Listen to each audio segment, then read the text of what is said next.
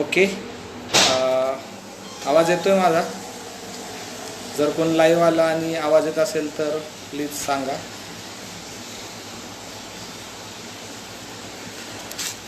Okay, comment करून सांगू शकता. थोडंसं लवकर ह्याच्यासाठी चालू केलं की हे सगळं प्रोसेस पूर्ण व्हायला पाहिजे.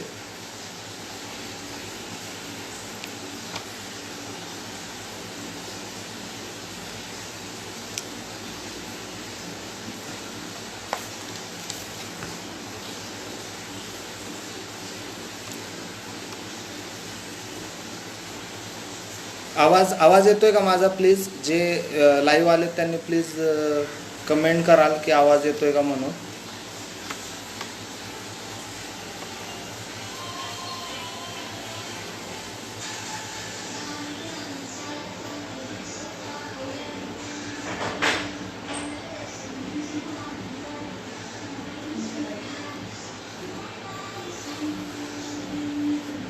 हां, विष्णू आवाज येतोय माझा? नमस्कार आकाश.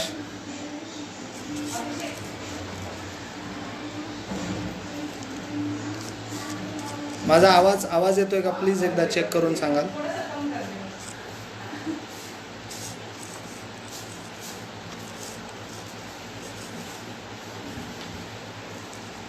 विष्णू माझा आवाज येतोय?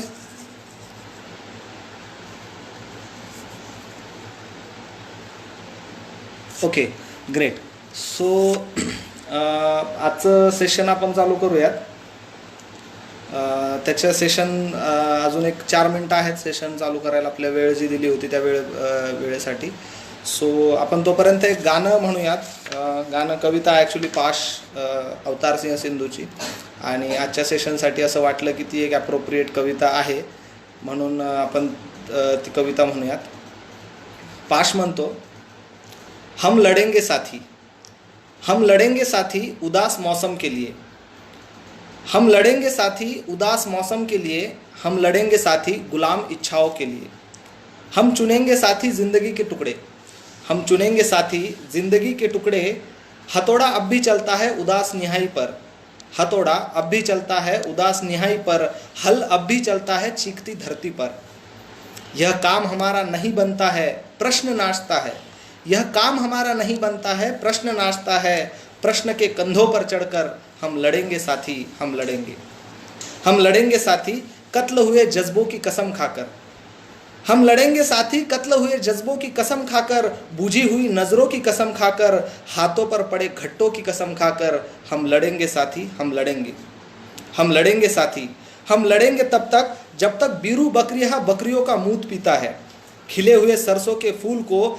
जब तक बोने वाले खुद नहीं सूंघते, कि सूजी हुई आंखों वाली गांव की अध्यापिका का पति जब तक युद्ध से लौट नहीं आता, जब तक पुलिस के सिपाही अपने भाइयों का गला घोटने पर मजबूर है, हम लड़ेंगे साथी, हम लड़ेंगे, हम लड़ेंगे, हम लड़ेंगे जब तक दुनिया में लड़ने की ज़रूरत बाकी है, जब बंदूक न हुई तब तलवार होगी, जब बंदूक न हुई तब तलवार होगी, जब तलवार न हुई लड़ने की लगन होगी, लड़ने का ढंग न हुआ तो लड़ने की ज़रूरत होगी, और हम लड़ेंगे साथी, हम लड़ेंगे कि लड़े बगैर कुछ नहीं मिलता, हम लड़ेंगे कि लड़े बगैर कुछ नहीं मिलता, हम लड़ेंगे कि अब तक लड़े क्यों नहीं, हम लड़ेंगे अपनी सज़ा कबूलने के लिए, लड़ते हुए जो मर गए उनकी याद जिंदा रखने के लिए, हम लड़ेंगे साथी, हम लड़ेंगे.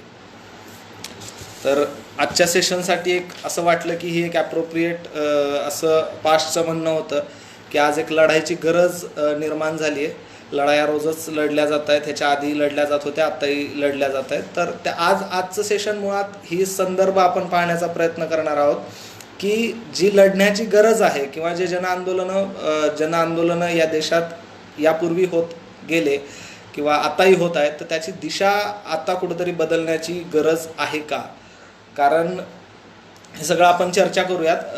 अजून एक मिनटं आहे, त्या 1 मिनटात थोडंसं अजून एक या सेशनचं एक शेड्यूल आपण ठरवून घेऊयात. एक स्ट्रक्चर असं असेल की साधारणतः एक 15 मिनटं कोरोना, म्हणजे मागच्या सेशनमध्ये पण मी सांगितलं कोरोनाचे ट्रायबल आणि मायग्रंट्सवर काय इम्पॅक्ट झालेत ते.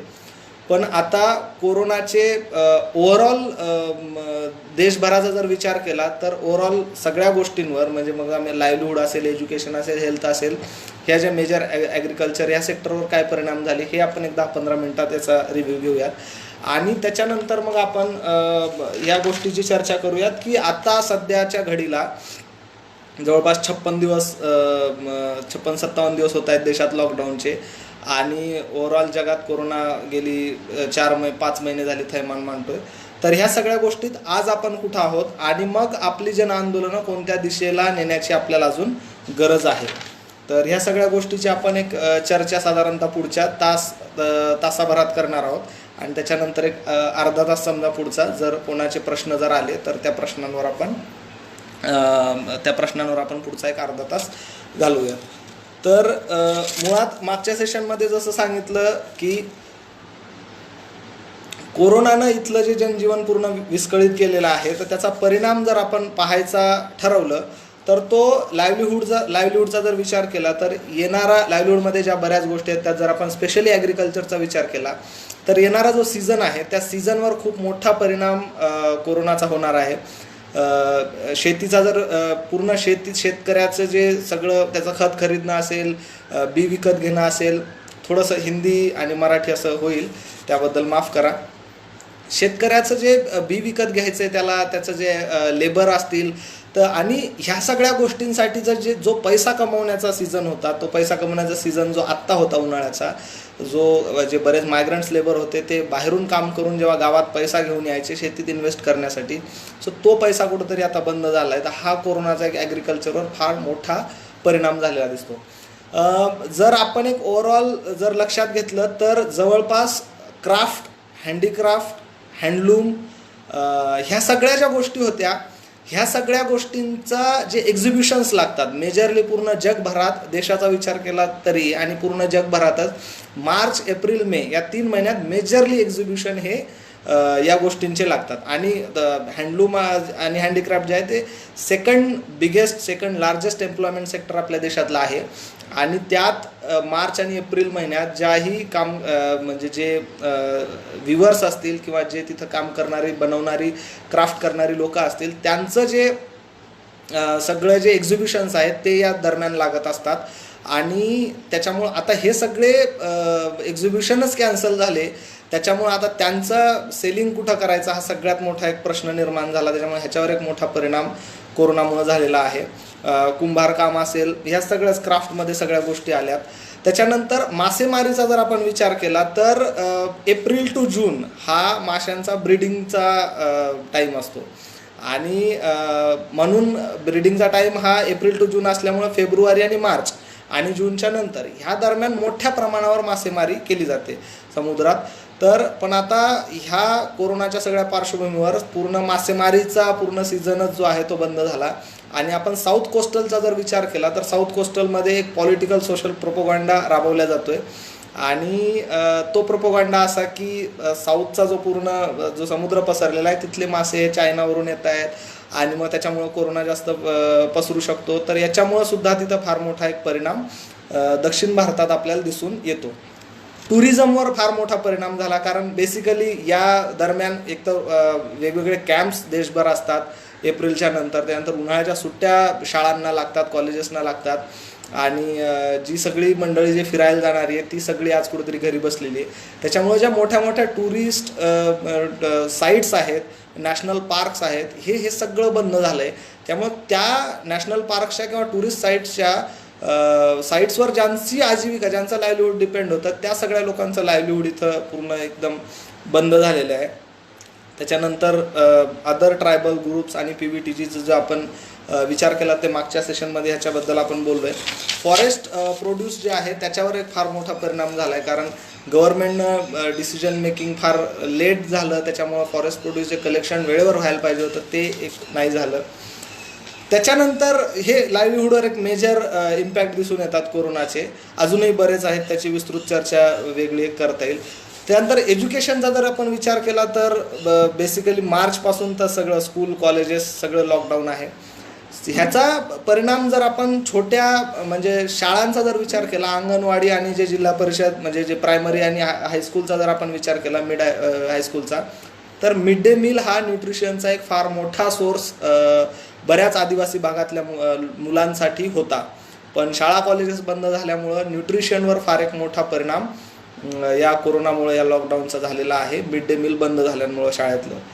ह्या एज्युकेशन सिस्टीममधला जर फरक आपण लक्षात घेतला तर फार मोठी गोष्ट इथं आपल्याला पाहायला मिळते. ती म्हणजे इथं देशातला उच्च वर्ग आणि देशातला मध्यम वर्ग आणि देशातला गरीब वर्ग असं क्लिअर डिस्टिंक्शन कोरोनामुळे आपल्या लक्षात येतं. कारण ज्या मोठ्या मोठ्या युनिव्हर्सिटीज आहेत त्यात शिकणारी मुलं किंवा जे पब्लिक स्कूल्स आहेत, दिल्ली पब्लिक स्कूल्स आहे, ह्यात शिकणारी जी मुलं आहेत ह्यांचे जे ऑनलाईन क्लासेस चालली जात आहेत, पण आमच्या जिल्हा परिषद शाळेत शिकणाऱ्या गावाखेड्यात आदिवासी भागात शिकणाऱ्या मुलांच्या शाळेचं काय, हा एक खूप मोठा प्रश्न येणं अजून बाकी आहे. सगळ्या कमेंट आपण शेवटी घेऊच यात, त्यात काही डाऊट नाही. तर बेसिकली ऑनलाईन क्लासेस आणि व्हर्च्युअल लर्निंगवर आपण फोकस केला जावा असं बऱ्याच लोकांचं याच्यात म्हणणं येतं आहे. पण जर आपण भारतीय शाळांची अवस्था पाहिली तर त्या अवस्था अशी लक्षात येते की बऱ्याच शाळांमध्ये, बऱ्याच ठिकाणी तर शाळाच नाही आहेत. म्हणजे बरीच अशी गावं देशातली आहेत जिथं मी इथं राहतो, इथं ती परिस्थिती बऱ्यापैकी मी पाहतोय. त्यानंतर ब्लॅकबोर्ड आपल्याकडे नाही आहेत. म्हणजे बऱ्याच शाळांमध्ये इन्फ्रास्ट्रक्चरचा प्रॉब्लेम आहे, टीचरच्या अवेलेबिलिटीचा प्रॉब्लेम आहे, स्टुडंट टीचर रेशोचा प्रॉब्लेम आहे आणि आपण व्हर्च्युअल स्कूलिंगचा विचार करतोय. तर जिथं बेसिक नेसेसिटीज अजून पूर्ण होत नाही आहेत तिथं जर आपण ऑनलाईन आणि नेट आणि 4G याचा विचार केला तर एक फार मोठी गोष्टी आपण काहीतरी अचीव न होण्यासारखं असं काहीतरी हे करतोय असं मला वाटतं.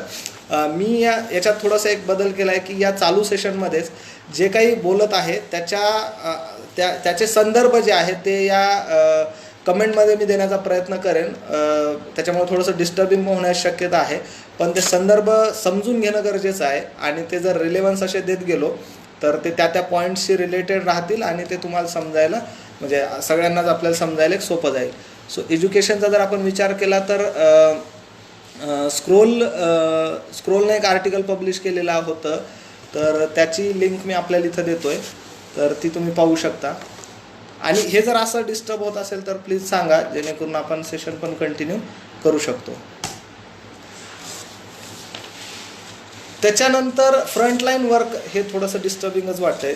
मी सगळ्या लिंक्स शेवटी टाकेनच. फ्रंटलाईन वर्कर्सचा जर विचार केला तर ज्या ANM आहेत, ज्या आशा आहेत, ह्या गावात जाऊन एकदम फ्रंटलाईनचं काम हे लोक करतायत. पण आता ह्यांचा जर विचार केला तर अनव्हॉलेंटिअरिंग पण हे व्हॉलेंटियर्स आहेत, पण हे करू इच्छितात का, हा एक सगळ्यात मोठा कुठेतरी प्रश्न आज ह्या कोरोनाच्या पार्श्वभूमीवर विचार करण्याचा गरज आहे. काय पे स्केल आहे यांची, किती पैशावर काम करतात, की ह्यांच्या सिक्युरिटीजचं काय, हा खूप मोठा मुद्दा फ्रंटलाईन वर्कर्सच्या सिक्युरिटीचा आपल्याला आज लक्षात घेण्याची गरज आहे. हा मुद्दा असा आहे की आशा किंवा ANM ह्या रेग्युलराईज आहेत का, तर ह्या रेग्युलराईज नाहीत. ह्यांचं काहीतरी एक मिनिमम 1000-1500 रुपये स्टेट वाईज डिफरंट आहे, पण नॉर्मली एक सरासरी पूर्ण देशाचा विचार केला तर 1500 रुपये यांचं पे स्केल आहे. आणि मग ती डिलिव्हरीची केस जर त्यांनी जर हॉस्पिटलला पोहोचवली तर त्यात त्यांना 200 रुपये काय मिळतील आणि असं सगळं होतं.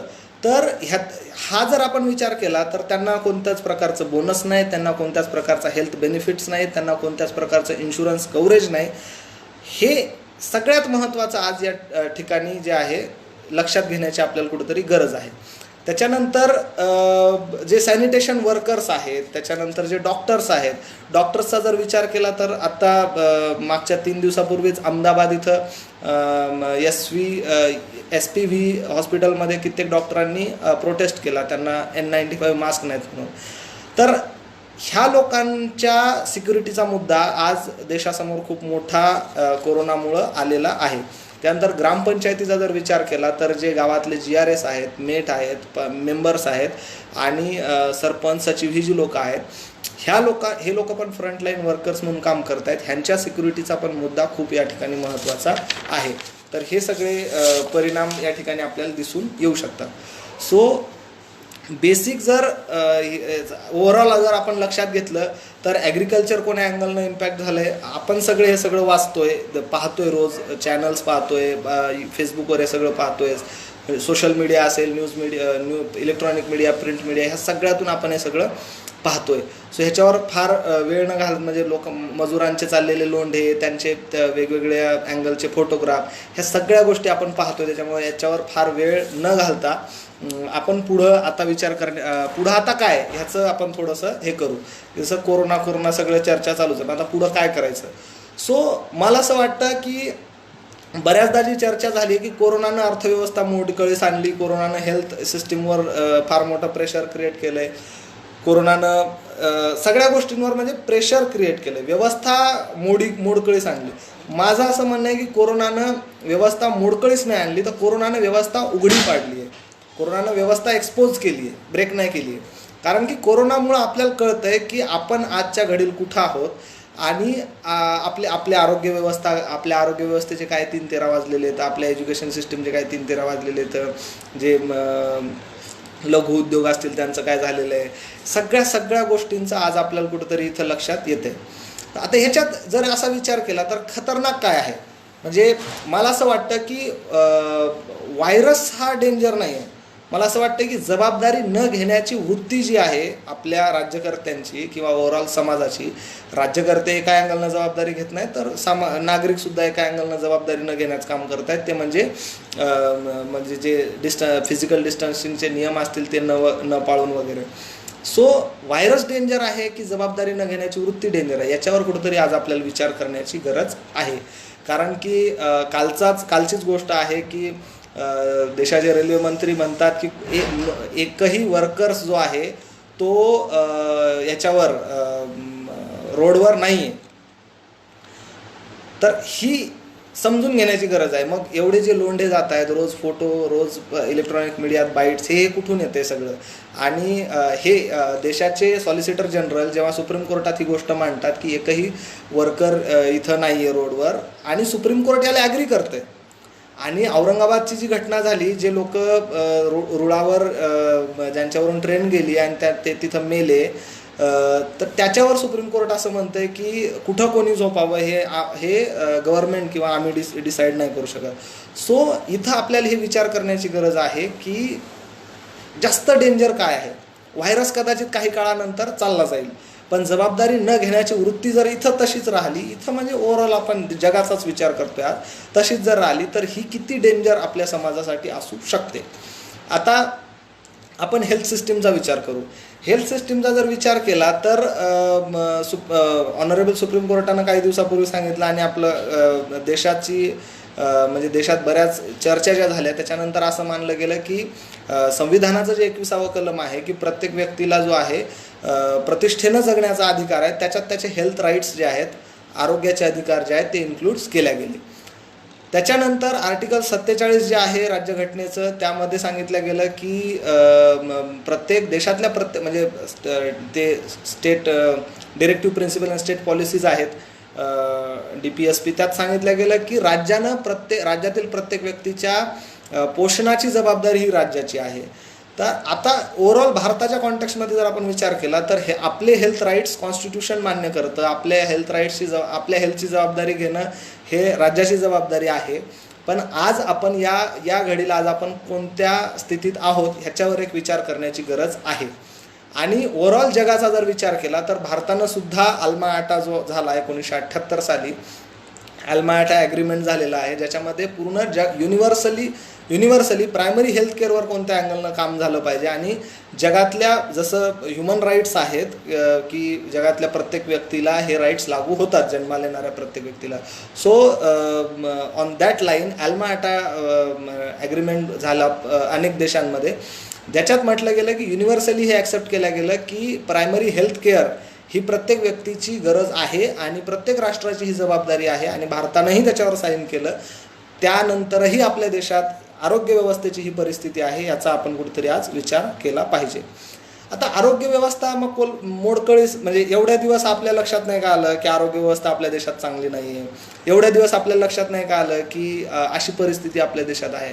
तर एवढे दिवस आपल्या लक्षात न येण्यामागची कारणं बरीच अशी आहेत की आपल्या देशात प्रायव्हेट आणि गव्हर्नमेंटच्या दोन याच्यामध्ये प्रत्येकच सेक्टर जसं डिवाईड झालं तसं हेल्थ सेक्टर पण डिवाईड झालेलं आहे.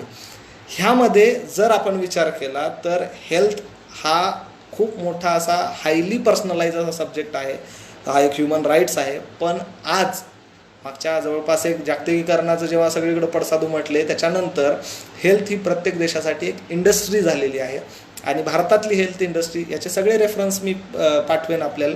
भारतातल्या हेल्थ इंडस्ट्रीचा जर आपण इन्कम किंवा ओव्हरऑल जो पैसा फिरतोय हेल्थ इंडस्ट्रीमध्ये, प्रायव्हेट हेल्थ इंडस्ट्रीमध्ये, तो जर पाहिला तर हा खूप मोठा आहे. वॉल स्ट्रीट जे एक जर्नल आहे ते जर्नल मागच्या काही दिवसापूर्वी असं म्हणतं की no nation wants to protect health, no nation wants to protect health, everyone try to protect health industries. So health industry protect करण्यावर आज प्रत्येक देश फोकस करतोय, पण नागरिकांच्या आरोग्यावर फोकस आज होत नाही आहे. हे काही म्हटलं तरी सत्य परिस्थिती आहे. हेल्थच्याच अनुषंगानं 2-3 प्रश्न असे होते की या मागच्या काही दिवसापूर्वी जेव्हा मी म्हटलं की प्रश्न पाठवा तेव्हा ब्लड बँकचा एक मुद्दा आला. तर पूर्ण देशाचा जर विचार केला भारताचा तर अराऊंड 2500पेक्षा कमी ब्लड बँक सरकारी आपल्या देशात आहेत. आता प्रवीणचं जे म्हणणं होतं की ट्रायबल एरियामध्ये, रुरल एरियामध्ये ब्लड बँक्स कशा आपण एक्सपॅन्ड करू शकतो, कशा आपण ब्लड बँक्स उभ्या करू शकतो. तर आपण जर देशातल्या शहरांचा विचार केला आणि देशातल्या जिल्ह्यांचा विचार केला तर आपल्याकडं एका जिल्ह्यात 3 म्हणजे तालुक्यांचा जर विचार केला तर 2500, फक्त 2500च्याही खाली 2314 समथिंग ब्लड बँक आपल्या देशात आहे. त्याच्यावरून आपण विचार करू शकतो की जर रुरल आणि ट्रायबल सेटअपमध्ये हे जर एक्सपांड करायचं असेल तर आपल्याकडे कोणत्या लेवलच्या पॉलिसी होण्याची आज गरज आहे. त्याच्यानंतर पब्लिक हेल्थ फॅसिलिटीज ज्या आहेत त्या ग्राउंड लेवलवर उतरण्याची काय गरज आहे आणि त्या आजच्या घडीला कुठं आहेत. कदाचित मागच्या 2-3 दिवसापूर्वीच्या माझ्या जर फेसबुक पोस्ट तुम्ही पाहिल्या तर त्यात लक्षात येईल इथलाच एक प्रसंग जो मी ज्या प्रसंगातून गेलो मागच्या 4 दिवसापूर्वी तो प्रसंग त्यात लिहिला. त्याच्यावरून आपल्या लक्षात येऊ शकेल की हेल्थ फॅसिलिटीजमध्ये आज आपण कुठे आहोत. विमेन अँड न्यूट्रिशन हा मुद्दा फार एक महत्त्वाचा आहे. कोरोनाच्या पार्श्वभूमीवर असं झालं की मायग्रंट लेबर सगळे घरी आल्यामुळं महिलांवरचा ताण वाढला आहे आणि त्यातल्या त्यातही महिलांचं न्यूट्रिशन हा एक फार मोठा विचार करण्यासारखा मुद्दा आजच्या घडीला देशात महिलांच्या अनुषंगानं आहे. देशातले आपण सगळी लोक किंवा देशातले जे स्कॉलर इंटेलेक्च्युअल लोक आहेत, जे अभ्यास करणारे लोक आहेत, ती ह्याच्यावर किती अभ्यास करतायत माहीत नाही. पण एक सर्वे असं सांगतो की कोरोनाच्या या लॉकडाऊनच्या सगळ्या परिस्थितीमध्ये घरात डोमेस्टिक व्हायलन्समध्ये फार मोठ्या प्रमाणात वाढ झाली आहे आणि महिलांचं न्यूट्रिशन म्हणजे महिलांचं जे आरोग्य आहे किंवा महिला आणि पोषण हा विषय जर घेतला तर महिलांचं पोषणाचा जो रेशो आहे तो फार खाली गेलेला आहे असा हा सर्वे सांगतोय. तर तो एक मोठाच विषय आज आपल्यासमोर आहे.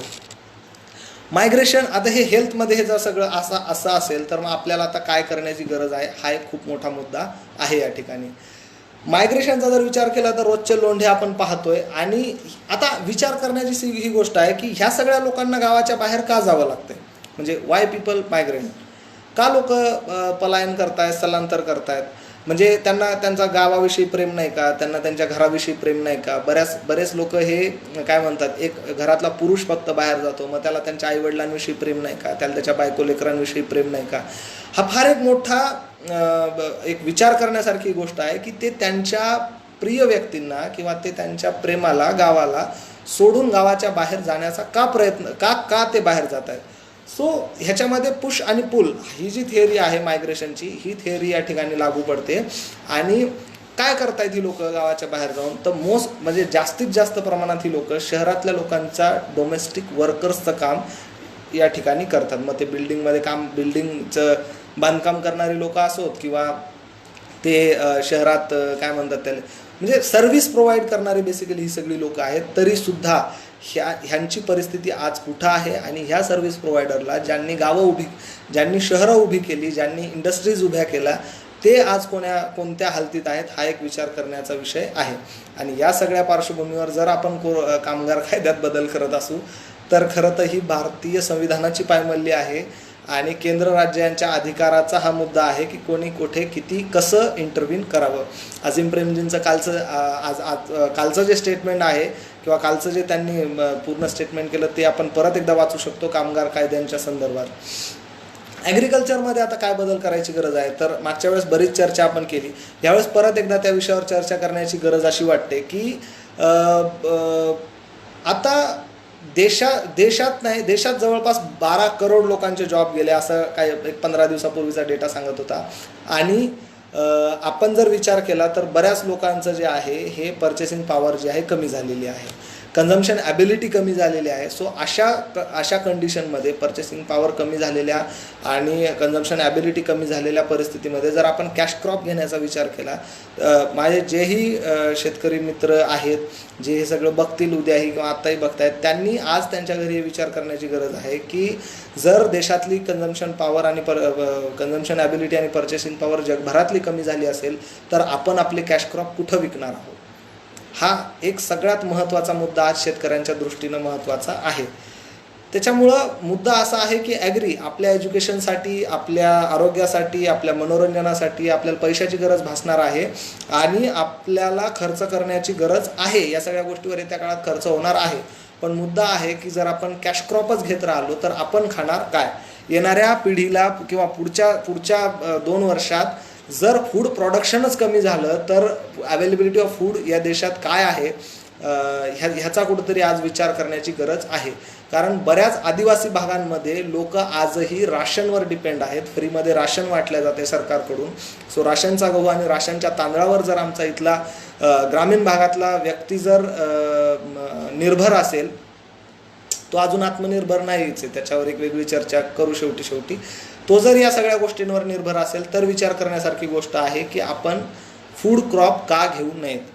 ॲटलिस्ट तुम्ही जर 4 एकर शेती तुमच्याकडे असेल तर 1 एकर शेतीत तरी तुम्ही फूड क्रॉप घेतलं पाहिजे. कारण कुटुंबाला पोसण्यासाठी पैशाच्या पेक्षाही जास्त तुम्हाला धान्याची गरज असेल, अन्नधान्याची गरज असेल, याचा आपण विचार करायची गरज आहे.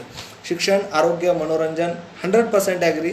बट व्हॉट अबाउट फूड, खायचं काय हा सगळ्यात मोठा प्रश्न जेव्हा निर्माण होईल तेव्हा त्याच्यामुळे ह्या सगळ्या गोष्टी गरजेच्या आहेत. त्यानंतर एक ॲग्रिकल्चरमध्येच एक महत्त्वाचा विषय जर आपण लक्षात घेतला तर मागच्या 20 वर्षात जागतिकीकरणानंतर जे ॲग्रिकल्चरमध्ये ड्रास्टिक चेंजेस झालेत, या चेंजेसचा जर आपण विचार केला तर आजच्या घडीला कुठंतरी आपल्याला ॲग्रो इकॉलॉजिकल टर्म म्हणजे शेती आणि पर्यावरण ह्यांचा सहसंबंध जोडण्याची गरज आज या ठिकाणी आहे. मग त्याच्यात ऑर्गॅनिकच करा असंही म्हणत नाही, पण इकॉलॉजीला आपण किती हार्म करतोय ॲग्रिकल्चरच्या माध्यमातून, ते फर्टिलायझर असेल, पेस्टिसाइड्स असतील, ह्याचा आपण कुठेतरी विचार करण्याची गरज आहे. त्याच्यामुळं आपल्या जमिनीसाठी योग्य काय आहे ह्याचा एक विचार करण्याची गरज आज प्रत्येक व्यक्तीला आहे. जोही शेतकरी आहे त्यानं ठरवण्याची गरज आहे की आपल्या जमिनीसाठी योग्य काय आहे. What to grow and where to grow, म्हणजे काय उगवायचं आणि कुठं उगवायचं. मराठवाड्यात जर ऊस उगवत असाल या सगळ्या पार्श्वभूमीवर तर मग काय करायचं हा एक फार मोठा इश्यू आहे. विदर्भात जर कापूस उगत असेल, एवढं सगळं होऊन सुद्धा तरीसुद्धा अजूनही असंच होत असेल तर पुढं काय, हा खूप मोठा एक प्रश्न आपल्यासमोर येणार आहे. म्हणजे पी साईनाथ त्या दिवशी असं बोलले की बॉलिवूडचे जे सगळे, म्हणजे जर तुम्हाला वाळवंटात जर शूटिंग करायचं असेल तर बॉलिवूडचे सगळे सिनेमे जे आहेत ते राजस्थानमध्ये शूट व्हायचे. आता साऊथचे मूवी जे आहेत म्हणजे ते सगळे आंध्र प्रदेशात शूटिंग होत आहेत. म्हणजे मागच्या 20 वर्षात एवढं काय म्हणतात त्याला डेझर्टिफिकेशन झालेलं आहे की भयानक. आणि हे सगळे सिनेमे शूट करण्यासाठी ती लोक आंध्र प्रदेशात आता जात आहेत. त्याच्यावरून विचार करण्याची गरज आहे की आपण कुठं काय उगवलं पाहिजे.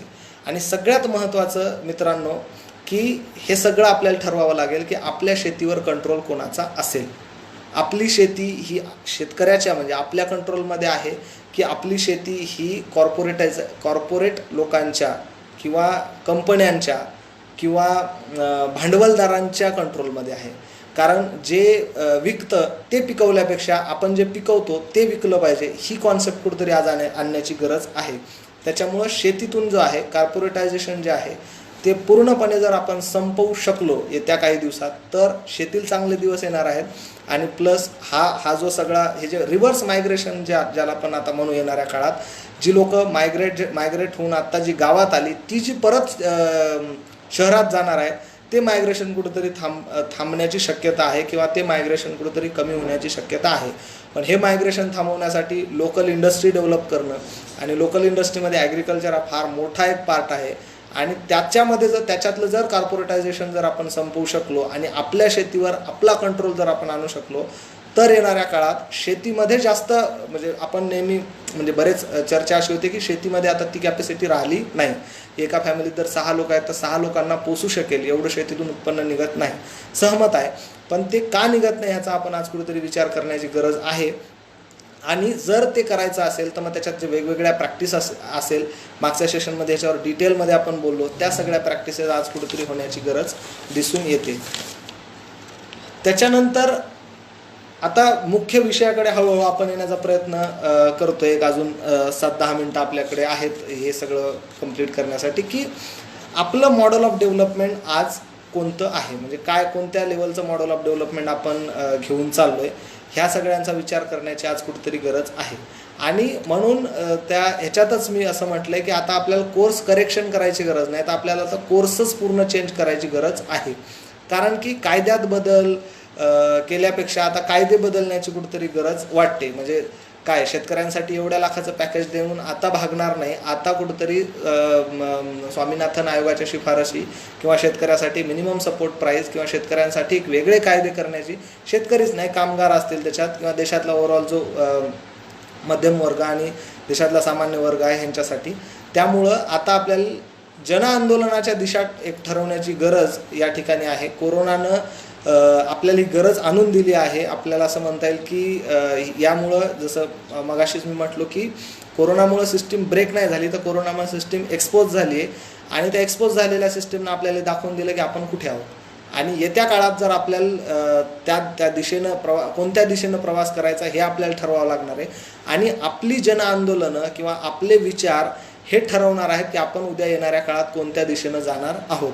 त्याच्यामुळं आपल्या आंदोलनाची दिशा, जनआंदोलनाची दिशा कोणती असेल, ही कोर्समध्ये बदल करण्याची असेल की हे कोर्समध्ये करेक्शन करण्याची दिशा असेल हे समजून घेण्याची गरज आहे. त्यामुळे शेती, आरोग्य, शिक्षण, जलसंरक्षण ह्या सगळ्या ज्या बेसिक गोष्टी आहेत ही आपली उद्दिष्ट असली पाहिजेत का ह्याच्यावर आज कुठेतरी आपण सगळ्या लोकांनी मिळून विचार करण्याची गरज आहे.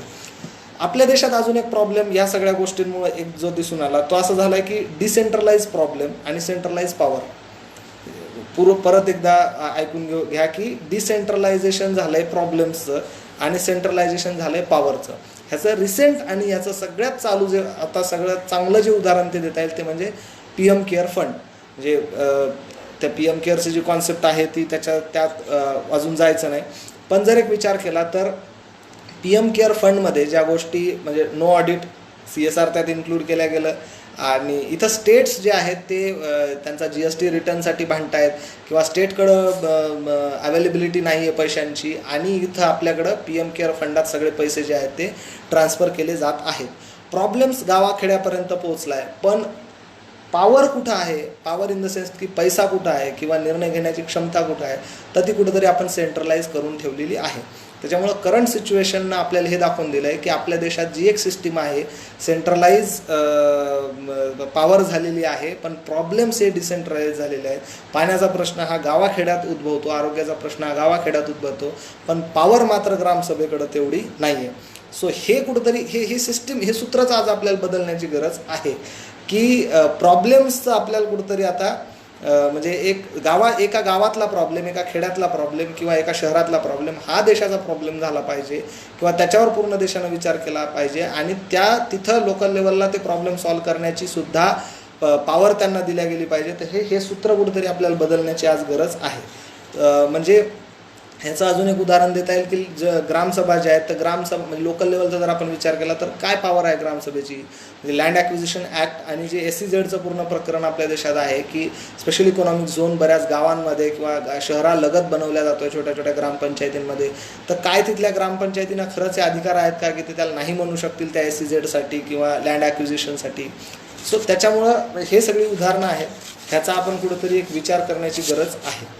आता कोरोनामध्ये आपल्या देशाचा अजून एक जर विचार केला तर या सगळ्या याच्यामध्ये इनइक्वॅलिटी जी आहे देशातली, म्हणजे असमानता जी आहे ती कुठंतरी आपल्या देशाचा ग्राफ जो आहे तो वाढतच आहे.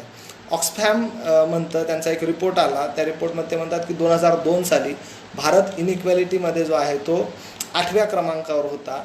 त्याच्यानंतर 2012मध्ये त्याचा नंबर 86 झाला आणि 2012मध्ये तो 86 नंबरवर पोचला. सो देशात जे आहे असमानता जी आहे ती वर्गाची म्हणा किंवा काय म्हणतात क्लास आणि जेंडर तिन्ही अँगलमध्ये इनइक्वॅलिटी देशात वाढत आहे.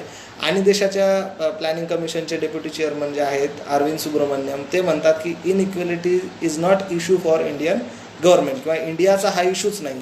त्यामुळे आज आपल्याला आता विचार करण्याची गरज आहे की येत्या काळात इनइक्वॅलिटी किती वाढणार आहेत आणि त्याच्यावर आपण सगळ्या लोकांनी काय करण्याची गरज आहे. फूड मगाशी जसं मी बोललो की फूड क्रॉप घेण्याची गरज आहे. हे का घेण्याची गरज आहे ह्याचा जर आपण विचार केला तर 2008मध्ये पूर्ण जगभरात मंदी आली होती आणि त्या मंदीच्या नंतरचा जर विचार केला तर 2008मध्ये जे शटडाऊन झालं त्या शटडाऊनमध्ये युरोपातल्या बऱ्याच देशांमध्ये भाकरीसाठी अन्नासाठी दंगली झाल्या. म्हणजे फूड रायट्स ज्या आहेत त्या बऱ्याच देशांमध्ये 2008 नंतर झाल्या. हे समजून घेण्याची गरज आहे की येत्या काळात जर आपण फूड क्रॉपला प्राधान्य दिलं नाही तर येत्या काळात सुद्धा भारतात सुद्धा अशा प्रकारच्या गोष्टी उद्भवण्याची शक्यता आहे, याच्यात कुठेच डाऊट नाही. कारण आज आपण जर मायग्रंट्सला बऱ्याच ठिकाणी असं आपण पाहतो की मायग्रंट्स वर्करला जेवण पुरवल्या जाते किंवा त्यांना ड्राय फूड पुरवल्या जाते आणि तिथं बरेच भांडणं होताना दिसत आहेत, तिथं बरेच हॉचपॉच सगळं होताना दिसतं आहे, लोक ऐकत नाहीत.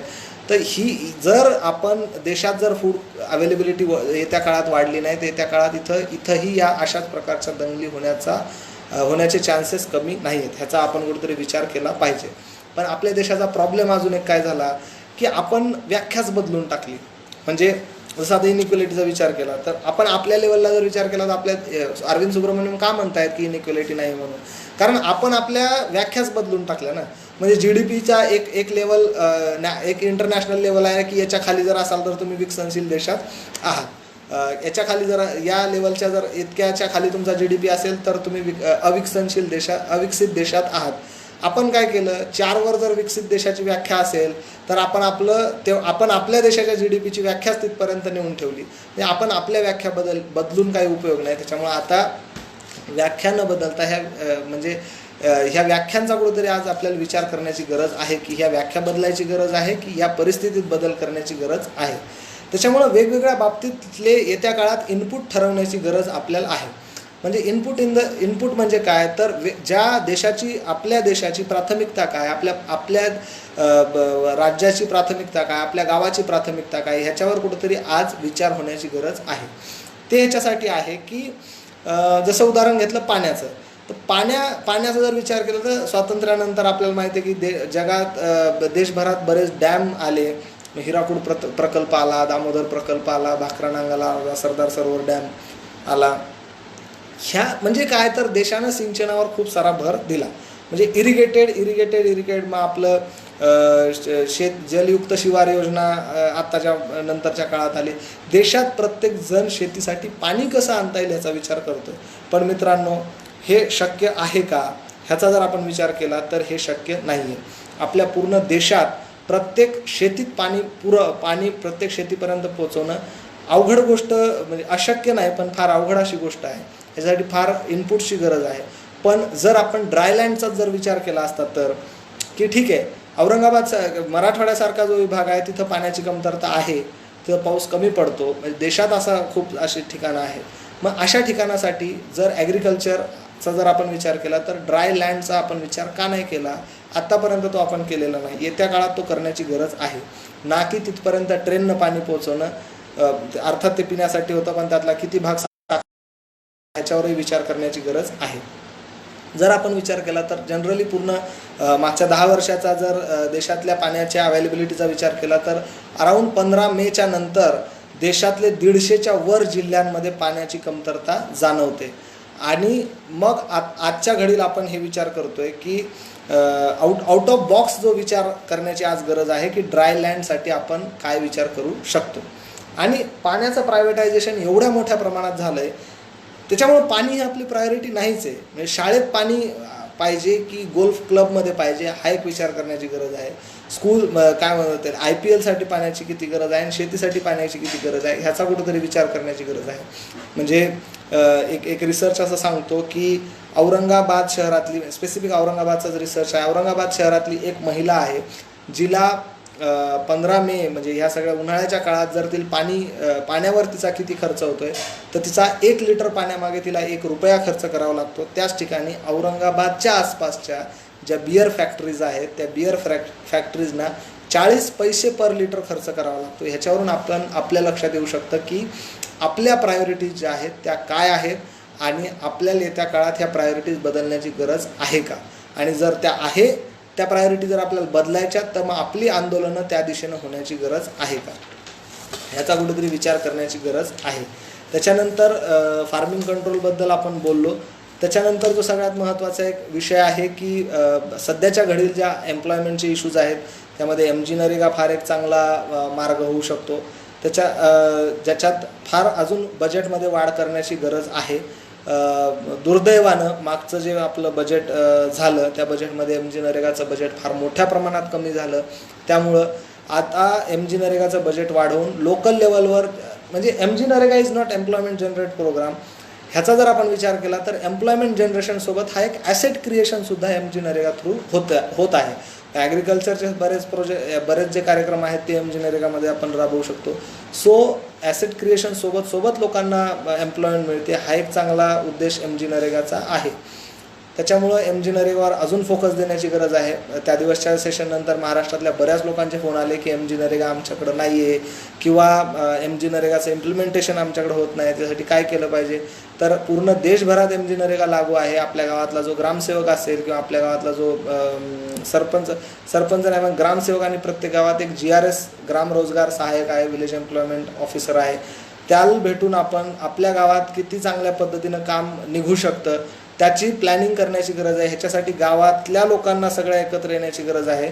युवकांनो तुम्ही आपण सगळे एकत्र येऊयात. तुम्हाला जर कोणत्याही गोष्टीत या गोष्टीसाठी माझी मदत लागली तर ती नक्की करेन. आपण एकत्र येऊन हे सगळं MG नरेगा जे आहे ह्याच्यात रिफॉर्म करण्याची गरज आहे. गावागावात ही कामं चालू करण्याची गरज आहे जेणेकरून लोकांना पैसा मिळेल आणि जेणेकरून लोकांच्या हाती काहीतरी पैसा आल्यामुळं ते खर्च करू शकतील. त्याच्यानंतर बजेटचा जो विषय निघाला त्या बजेटच्या याच्यात जर आपण विचार केला तर आपलं या वर्षाचं म्हणजे 2020-21 जे बजेट सादर झालं त्यामध्ये आरोग्य क्षेत्राला किती बजेट दिल्या गेलं, एज्युकेशन सेक्टरला किती बजेट दिल्या गेलं, डिफेन्सवर किती खर्च केला गेलं, IT अँड कम्युनिकेशन इंडस्ट्रीला किती बजेट दिल्या गेलं, हे कुठंतरी आज युवकांनी पाहण्याची गरज आहे. त्यामुळं हा आमचा विषय नाही, ते इकॉनॉमिक्सचे विद्यार्थी पाहतील किंवा ते कॉमर्सचे विद्यार्थी पाहतील, हा विचार सोडून देऊन आपण प्रत्येकानं आपल्या देशाचं बजेट कुठं युटिलाइज होतं आहे ह्याचा विचार करण्याची गरज आहे. कारण शेवटी प्रत्येक गोष्टीसाठी पैसा लागणार आहे आणि तो पैसा स्टेटकडं आहे आणि स्टेट तो पैसा स्टेटकडं पैसा कुठून जातो तर आफ्टर ऑल आपल्या टॅक्समधून जातो आहे आणि मग आपला टॅक्स कुठं युटिलाइज होतो आहे हे पाहण्याची गरज आज प्रत्येक युवकाला आहे, प्रत्येक नागरिकाला आहे. आणि ते जर आपण पाहिलं तर आपल्या लक्षात येईल की आपला पैसा कुठं खर्च होतो आहे आणि हे जर आपल्या लक्षात आलं तर मग आपल्या आंदोलनाची दिशा ठरवायला आपल्याला सोपं जाईल की माझ्या गावात किंवा माझ्या देशात जर आरोग्याच्या समस्या भेडसावत असतील, जर पाण्याच्या समस्या भेडसावत असतील, आमच्या मुलांना शिक्षणच नसेल, आमच्या शेतकऱ्यांच्या याला भावच नसेल तर मग आमचं बजेट खर्च कुठं होतं आहे, मग आमचं बजेट IT इंडस्ट्रीवर खर्च होतं आहे का की कुठं खर्च होतं आहे, हा एक विचार करण्यासारखा मुद्दा आहे. आणि ह्या सगळ्या काळांमध्ये युवकांनी एक मोठी भूमिका घेण्याची गरज आहे. आपल्या गावात, आपल्या आजूबाजूच्या समाजात जर युवकांनी भूमिका घेतली तर ही जन आंदोलनं येत्या काळात वेगळ्या पद्धतीनं उभी राहू शकतील. आता हे सगळं जे थेरॉटिकल होतं किंवा हे सगळं जे ह्या गोष्टी होत्या ह्याच्यावर आता आपण प्रॅक्टिकलचा जर विचार केला तर हे सगळं समजून जर घेतलं आपण जे इम्पॅक्ट होत आहेत वेगवेगळे, आता आपल्याला ठरवावं लागणार की आपली लढाई आपल्याला कशासाठी लढायची आहे. मग आपल्या लढाई जातीची, धर्माची असली पाहिजे की पाण्याची आणि शेतीची असली पाहिजे. आपली लढाई व्हॉट्सअप युनिव्हर्सिटीवर आपण लढायची किंवा व्हॉट्सअप युनिव्हर्सिटीमधून जे आपण नॉलेज घेतोय त्याच्यावर लढायची की आपली लढाई प्राथमिक शिक्षणासाठी असली पाहिजे. हे आज आपल्याला कुठेतरी युवकांना ठरवण्याची गरज आहे की त्याच्यानंतर म्हणजे काय की म्हणजे डॉक्टर सेवा देत नाही म्हणून त्यांना मारहाण करायची आज गरज आहे, की आपल्या देशात डॉक्टरांचीच कमतरता आहे किंवा आपल्या देशात हॉस्पिटल्सचीच कमतरता आहे किंवा आपली आरोग्य सेवाच आज व्हेंटिलेटरवर आहे, ह्याच्यासाठी लढाई करण्याची गरज आहे, हे एक समजून घेण्याची गरज आपल्याला आहे. आज आपल्या देशात एक मागच्या अनेक वर्षात देशात जे देशभक्तीचं वारं पसरलेलं आहे, तर आता आपल्याला खरी देशभक्ती दाखवण्याची गरज आहे, की देशभक्ती ही कशासाठी आणि कुणासाठी दाखवायची. म्हणजे खरंच जर आपण देशभक्त असतो, खरंच जर आपलं we the people of India जर असं असतं, किंवा जर खरंच आपण ती लहानपणी शाळेत म्हटलेली प्रतिज्ञा जर आपल्याला माहीत असते किंवा आपण आठवत असतो, आणि आपलं प्रेम, देशप्रेम हे फक्त फेसबुक, सोशल मीडिया ह्याच्यावर जर नसतं, तर कदाचित एवढे जे मजुरांचे लोंढे पैदल जात आहेत, ज्या महिला रोडवर ज्या महिला प्रेग्नंट असलेल्या महिलांची डिलिव्हरी होती आहे, जे लोक मरत आहेत, औरंगाबादमध्ये जी लोक ट्रेन खाली गेली, हे कदाचित असं झालं नसतं असं वाटतं. म्हणजे देशप्रेमावरून एक आत्ता उदाहरण आठवलं की एक अमेरिकन फिल्म आहे 2013ला रिलीज झालेली, त्यामध्ये ऑलिम्पस हॅज फॉलन नावाची फिल्म आहे, ती अँटोनिया फुकानं डिरेक्ट केलेली. त्यामध्ये एक सीन आहे ज्याच्यात ते व्हाईट हाऊसवर हल्ला करतात तिथले आतंकवादी, आणि नॉर्थ कोरियाची, साऊथ कोरियाची लोक हे व्हाईट हाऊसवर अटॅक करतात, आणि त्याचा जो झेंडा आहे अमेरिकेचा, तो झेंडा तिथं दिसतो की असा जळालेला वगैरे तो झेंडा आहे, पूर्ण फाटला आहे, आणि ते झेंडा काढतात तो झेंडा, आणि तो खाली असा फेकून देतात, आणि त्याचा दृश्य आहे की तो झेंडा असा खाली पडतो. म्हणजे हे सगळं बघताना मी असा विचार करत होतो की त्या ठिकाणी जर भारताचा झेंडा असता तर आपल्या फिल्ममध्ये ते कोण्या अँगलनं दाखवलं गेलं असतं. तर मला असं वाटतं आपल्या फिल्ममध्ये ते असं दाखवलं गेलं असतं की एक मस्त कोणतरी एक व्यक्ती असा फार मागे सोशल मीडियावर तो एक व्हिडिओ फार व्हायरल झाला होता की तो मरीन ड्राईव्हवर कोणतरी एक पोरगा बसलेला असतो आणि कुठेतरी एक झेंडा पडत असतो 26 जानेवारीच्या दरम्यान वगैरे, आणि तो एकदम धावत पळत कुठं काट्या, म्हणजे काय म्हणतात त्या लोकांना धक्के देत गाडे बिडे पडतात, आणि तो जाऊन तो आपला झेंडा तो पडू देत नाही. मित्रांनो, लक्षात घेण्याची गरज आहे की आपलं देशप्रेम कुठं दाखवण्याची गरज आहे. ते सिनेमॅटिक लिबर्टी वगैरे त्याचा भाग जाऊ द्या, मी हे म्हणजे काय झेंडा पडला पाहिजे का नाही पडला पाहिजे ह्याच्यातही जात नाही. मुद्दा असा आहे की आपलं देशप्रेम कुठं दाखवायचं आणि कसं दाखवायचं, हा आज एक खूप मोठा मुद्दा आपल्या सगळ्यांच्या समोर आहे. त्यामुळे येत्या काळात देशप्रेमासाठी आंदोलन होण्याची गरज आहे का, सिनेमा थिएटरमध्ये लोकांनी राष्ट्रगीताला उभं राहावं ही आपली गरज आहे का, की आमच्या देशात काय इतके अपंग आहेत आणि त्यांचे एवढे प्रश्न आपल्या देशात आहेत, हे प्रश्न सरकारसमोर किंवा हे प्रश्न लोकांसमोर आणण्याची गरज आहे. हा कुठंतरी आज आपल्याला विचार करण्याची गरज आहे. त्याच्यामुळं हे सगळं जे आहे, आणि आज या कोरोनामुळं काय झालं की देशप्रेम सगळं ज्यांनी देशभक्तीचे सर्टिफिकेट गेल्या काळात वाटले किंवा देशप्रेम जे आपलं सगळं उतू गेलं मागच्या काही काळात, आज आपलं देशप्रेम कुठं आहे. तर आज गुजरातमध्ये एवढे कमी रुग्ण आहेत, मग वेस्ट बेंगॉलमध्येच एवढे जास्त का, तर महाराष्ट्राचं सरकार असं का करतंय, तर केरळचं सरकार लेफ्टिस्ट आहे, तर दिल्लीचं सरकार असं आहे. ह्या सगळ्या गोष्टीत आपलं देशप्रेम आज कुठंतरी बाहेर पडतंय असं एक मागच्या काही दिवसात जाणवतं. म्हणजे हे एक ऑब्झर्वेशन आहे, तुम्ही डिनाय करू शकता, तुम्ही काहीतरी चांगलं पाहिलं असेल तेही तुम्ही शेअर नक्कीच करू शकता.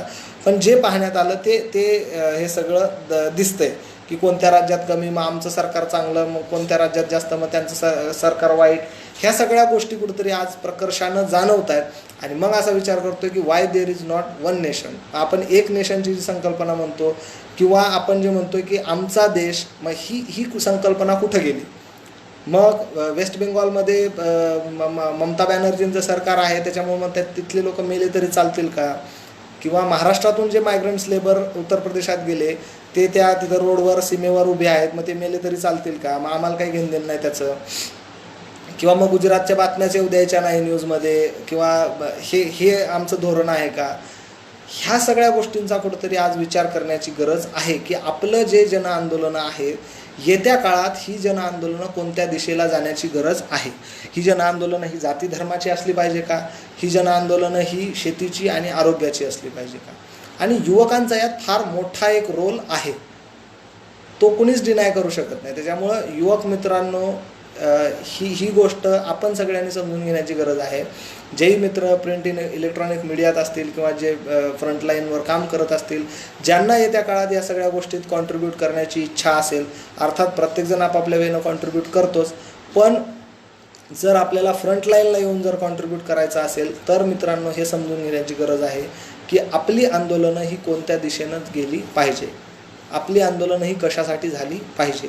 त्याच्यामुळं आता कोर्स करेक्शनसाठी आंदोलनं करण्याची गरज, मला असं वाटतं की एवढ्या दिवस आपण कोर्स करेक्शनसाठी आंदोलनं करत होतो, पण ह्या सगळ्या कोरोनानं जी सिस्टीम एक्सपोज केली आहे, जे पितळ उघडं पडलं आहे आपल्या सगळ्यांचंच, सरकारचं मी अजिबात म्हणत नाही, कारण सरकार कुणाचं आहे, तर सरकार आपलंच आहे ना, आपणच निवडून दिलं आहे. त्याच्यामुळं ही जी कोर्स करेक्शनसाठी जी एवढ्या दिवसाची आपली लढाई चालू होती, ही कोर्स करेक्शनची लढाई कुठेतरी आज थांबवून आपल्याला कोर्सच बदलण्याची गरज आहे आणि ही जन आंदोलनं या सगळ्या दिशेनं नेण्याची गरज आहे असं कुठंतरी वाटतंय. माझ्याकडून हे सगळं होतं की कोरोनानं काय इम्पॅक्ट केले आणि आपली हेल्थ सिस्टीम, आपली एज्युकेशन सिस्टीम, आपले लेबर लॉज कोण्या दिशेनं जात आहेत, हेल्थ हे सगळं कसं एक आपल्या सगळ्यांसाठी हेल्थ किती महत्त्वाची आहे. पण आज आपण हेल्थमध्ये अल्मा ॲटा साईन केला, कॉन्स्टिट्यूशन म्हणते, सगळे म्हणत आहेत, पण तरी आपण कुठं आहोत हे समजून घेण्याची गरज आहे. शेतीच्या प्रश्नांवर आपण कुठं आहोत हे समजून घेण्याची गरज आहे. आणि हे सगळं समजून घेतल्यानंतर हे ठरवण्याची गरज आहे की येत्या काळात आम्हाला काय करायचं, येत्या काळात आमची आंदोलनं कशासाठी असली पाहिजे आणि कुणासाठी असली पाहिजे. कारण कारण मीडिया किंवा सोशल मीडियामधून हे मुद्दे अधिक प्रकर्षानं समोर येऊ शकतात. आज सोशल मीडियामध्ये तेवढी ताकद आहे, कारण मीडिया आज एका वेगळ्याच लेवलला जाऊन पोहोचला आहे. कारण की सुरुवातील कोरोना आला तेव्हा आपण नमस्ते ट्रम्पवर मीडियाचा वेळ वाया गेला, ते कुठं चाललेत आणि कसे चाललेत आणि त्यांनी सॉक्स काढले का नाही घातले, ह्या सगळ्या गोष्टींवर मीडियाचा वेळ वाया गेला. आणि नंतर तर तबलिगींनी पूर्ण देशात कहरच माजून टाकला. नंतर महाराष्ट्रात काही काळासाठी त्या आमदारांच्या निवडणुकांत राज्यपाल भवनाच्या चक्रा ह्या सगळ्या गोष्टीत गेला. आणि आत्ताच्या घडीला आपण डिवायडेशनमध्ये मीडिया फार मोठ्या प्रमाणात जातोय. गुजरातमधली संख्या कमीच आहे का, वेस्ट बेंगॉलमधली जास्तच का आहे, महाराष्ट्रातलं सरकार काहीच करत नाही, मग कोण काय करतंय, मग तिथं ह्या सगळ्या गोष्टी समजून घेण्याच्या गरज आहे. आणि मग जे आत्मनिर्भर होण्याच्या जे एक आवाहन केलं जातं, त्या आत्मनिर्भरतेच्या आव्हानामध्ये आज आपण खरंच किती निर्भर आहोत सॉरी. आणि मग येत्या काळात जर आपल्याला निर्भर व्हायचं असेल तर काय करण्याची गरज आहे, आणि या निर्भरतेसाठी, आत्मनिर्भरतेसाठी आपली आंदोलनं कोणत्या दिशेला जायची गरज आहे ह्याचा कुठेतरी एक विचार करण्याची गरज आहे. तर असं सगळं होतं. ह्याच्यानंतर या सगळ्या याच्यावर तुम्हाला जर काही तुमचं मत नोंदवायचं असेल तर तुम्ही नोंदवू शकता. आणि आता आपण थांबूयात. कोणाचं जर काय म्हणणं असेल तर तुम्ही कमेंट करू शकता. बाकी असं सगळं आहे सध्या देशात, त्यामुळे येत्या काळात आपल्याला काय करावं हे आपण ठरवण्याची गरज आहे मित्रांनो. त्यामुळे कोरोनानं फार मोठी एक शिकवण आपल्याला दिली की सिस्टीम ब्रेक नाही झाली तर पूर्ण सिस्टीमच एक्सपोज झालेली आहे. तर शेवटी असं वाटतं की एका गाण्यानं आपण या सगळ्या गोष्टीचा एंड करावा. अजून जर काही बोलावं अशी तुमची इच्छा असेल तर तुम्ही ते कमेंट करू शकता नक्कीच.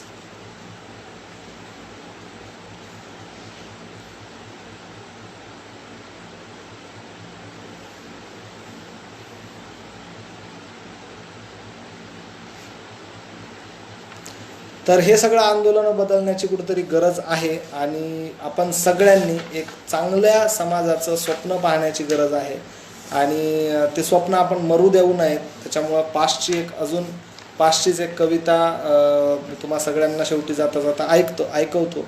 आणि ती स्वप्न आपण येत्या काळात चांगल्या समाजाची स्वप्न पाहूयात आणि त्या चांगल्या समाजातून आपली आंदोलनं उभे राहतील आणि त्या आंदोलनातून एक नवा समाज घडेल अशी एक अपेक्षा आपल्या सगळ्यांकडून आहे. पाश म्हणतो, मेहनत की लूट सबसे खतरनाक नहीं होती, मेहनत की लूट सबसे खतरनाक नहीं होती, पुलिस की मार सबसे खतरनाक नहीं होती.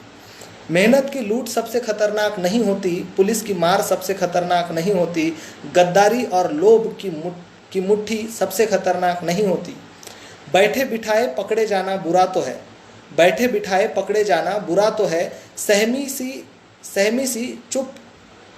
सी चुप्पी में जकड़े जाना बुरा तो है, पर सबसे खतरनाक नहीं होता।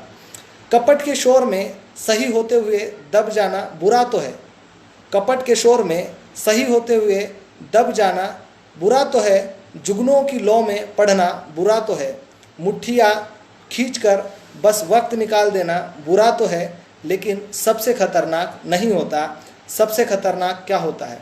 सबसे खतरनाक होता है मुर्दा शांति से भर जाना, तड़प का न होना, सब सहन करना।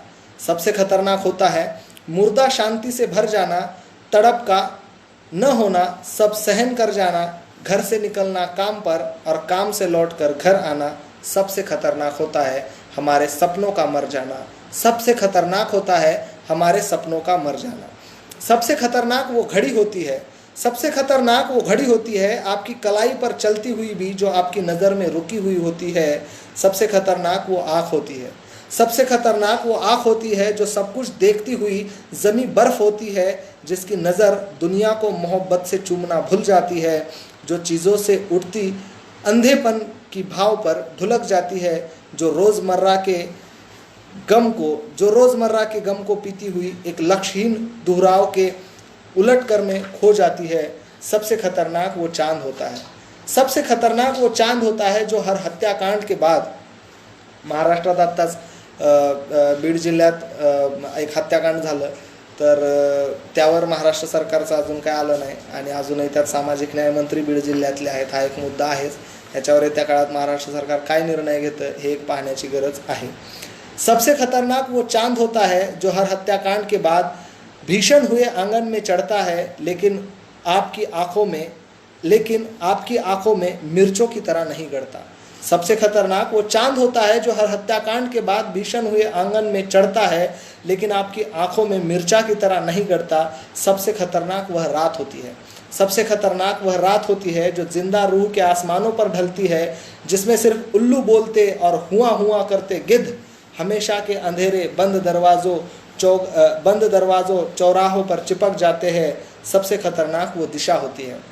तर अजून एक म्हणतोय कि सबसे खतरनाक वो दिशा होती है जिसमें आत्मा का सूरज डूब जाए और जिसमें मुर्दा धूप का कोई टुकड़ा आपके जिस्म के पूरब में चुभ जाए। सबसे खतरनाक वो दिशा होती है। म्हणून आज आपल्याला दिशाच या ठिकाणी पूर्ण बदलायची आहे आणि सबसे खतरनाक मेहनत की लूट सबसे खतरनाक नहीं होती, पुलिस की मार भी सबसे खतरनाक नहीं होती। सबसे खतरनाक होता है हमारे सपनों का मर जाना, सबसे खतरनाक होता है हमारे सपनों का मर जाना।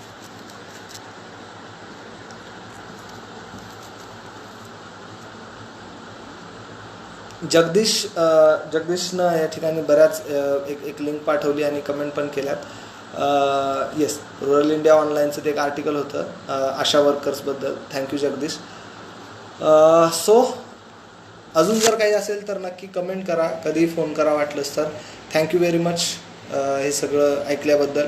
पण थँक्यू खरं तर तेव्हा असेल जेव्हा हे सगळं गावाखेड्यातल्या लोकांपर्यंत पोहोचेल आणि गावाखेड्यातला जो एक शेतकरी वर्ग आहे, गावाखेड्यातला जो एक मजूर वर्ग आहे, गावाखेड्यातला जो एक सामान्य वर्ग आहे, ते या दिशेनं कुठेतरी एक चळवळ उभी राहील आणि आपण सगळे एक वेगळं जन आंदोलन येत्या काळात उभं करू, तेव्हाच खरं तर ह्या सगळ्या गोष्टींना काहीतरी अर्थ उरेल। Thank you very much.